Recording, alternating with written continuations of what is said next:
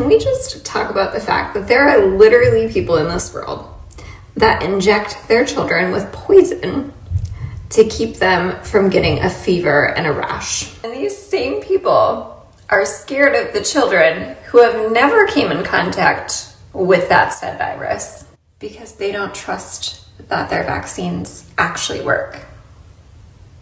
What's this logic?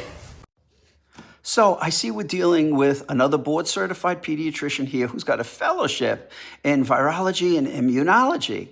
I'm going to take a stab that the poison is the MMR vaccine. Now, as far as that fever and the rash, I'll take a blind leap that it's measles. So let's see how accurate she is. Well, 1 out of every 5 children who get the measles will end up in the hospital. 1 out of every 20 will develop a pneumonia, and pneumonia is the #1 cause of death in a child with the measles. Approximately 1 out of every 1,000 will get an encephalitis, which is a swelling of the brain, which could lead to minor complications such as seizures, deafness, and permanent brain damage.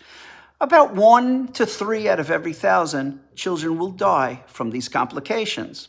And if you're pregnant, don't have a vaccine, and get the measles, you could deliver a very low birth weight child and have some complications during the course of the pregnancy. Now, if you happen to be very unlucky and catch the measles under age 2, especially if you're under age 11 months, you have the glorious chance of developing an encephalopathy some 20 years out, except it's a profound encephalopathy.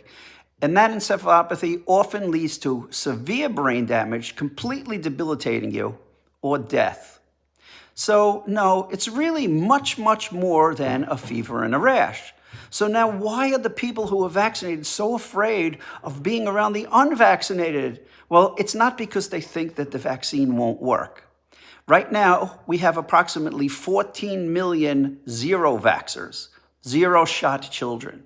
So the odds of a population of unvaccinated children in the classroom is considerably higher now than it was 20 years ago. Plus, you don't know if some of the older people like Granny had their MMR vaccine wear off. So if you get a classroom full of children who are unvaccinated, you could get quite a number of infections. About 9 out of every 10 unvaccinated will become infected if an infected person walks into the room. And then you bring that home to grandma. That's why you try to avoid circulating it in. Actually, herd immunity protects the unvaccinated.